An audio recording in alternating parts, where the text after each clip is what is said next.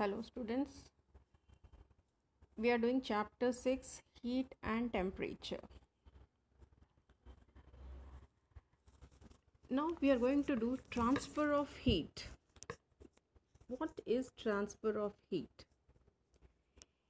Heat energy always flow from the region of higher temperature to a region of lower temperature till both attains the same temperature. This phenomena is called as transfer of heat. It means that when heat energy, suppose if we take one utensil and just keep it on a gas, so we are heating from the bottom, but the whole utensils get heat up. So the heat energy is transferring from the region of higher temperature to a region of lower temperature so that it can attain the same temperature. This is called as transfer of heat. We can take one more example. Take a scale. Heat one end of the scale. After some times, the other end also gets heat up. This is due to the transfer of heat. That is, heat energy has been transferred from higher temperature to a region of lower temperature until they attain the same temperature. So heat can be transferred through different modes: conduction, convection, radiation. Okay, these are the three modes of heat transfer: conduction, convection, radiation.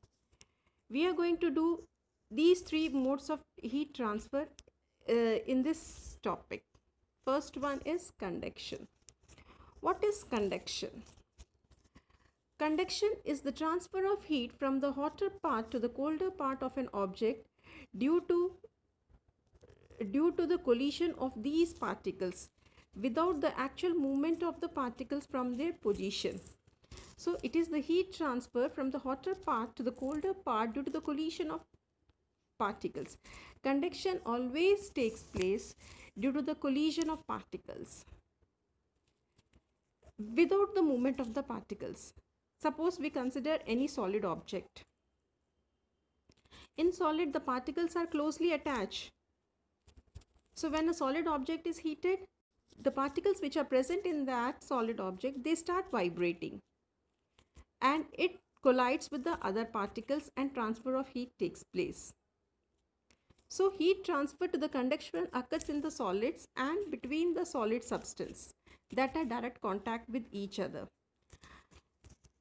Solids are the best conductor of heat, followed by the liquid, and gases are the bad conductors of heat. Okay, so the conduction always takes place in the solid objects, that is due to the collision of the particles. Next, how the conduction occurs. Now we are going to see how does the conduction takes place in solid. We know that in the solid, the particles are closely packed. So when solid is heated, the particles are in direct contact with the source of heat. They start vibrating faster. So the particles, when a solid object is heated, the particles present in the solid object, they start vibrating. As they vibrate faster, as they are gaining the energy, the particle collides with the neighboring particle. So what happens? First the vibration starts, and during the vibrations they can't move, so they start colliding with each other, and the transfer of heat energy takes place, making them vibrate faster. They in turn collide and transfer the heat to the neighboring particles and so on. In this way, the heat transferred from one particle to the next other particle through the collision, okay, by the vibration between the particles. The rate of conduction of the heat are different in different solids. Like pressure cooker. The cooker is made up of metal.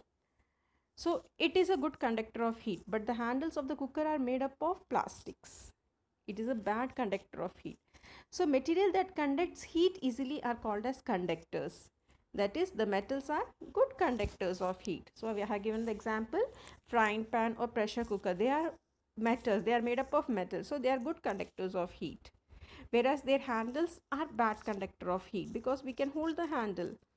So material that do not allow the conduction of heat are called as insulator. Example, wood, cotton, rubber are the examples.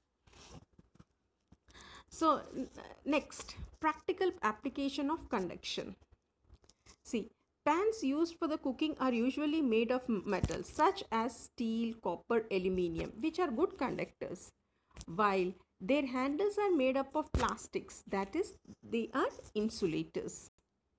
Similarly, clothes which are made up of fur or wool trap the air inside them, and this trapped air acts as the insulator, and it prevents the heat from escaping and keeps our body warm. So during the winters we wear warm clothes. Why do we wear warm clothes? Because the woolen cloth is a insulator. They trap our body heat. They don't allow our body heat to go out, and automatically we feel our body warm. Next mode of conduction is convection. Convection is the heat transfer. Convection is the transfer of heat by the movement of particle. Okay, see, conduction takes place through the collision of particles, and this convection takes place by the movement of the particle. It is also transfer of heat through the movement of particle. It is the primary mode of heat transfer in fluid. Conduction takes place in solid, whereas convection takes place in liquid or gases. In liquid or gases. This is because the molecules are loosely arranged and the space between them which allow the movement. So in liquids, the molecules, the particles are loosely packed. So the mode of heat transfer in them is convection. That is, the particle move from one place to another place.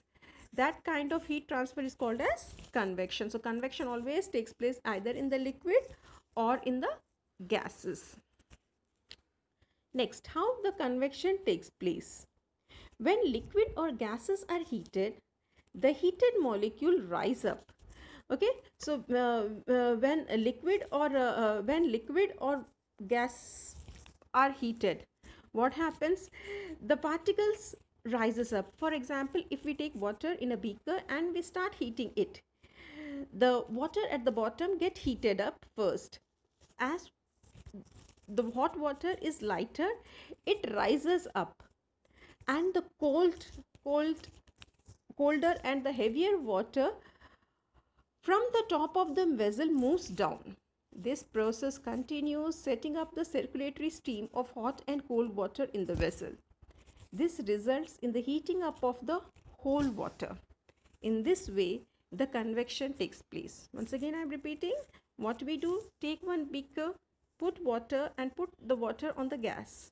What we see, the particles which are present at the bottom of the vessel first get heated up. As they become lighter, because hot water always is a lighter, it rises up, it comes up, and the cold water which are heavier, it goes down. This process continues in the circulatory motion, which results in the heating up of the whole water. Practical application of convection. In practical application, see, the best example is exhaust fan.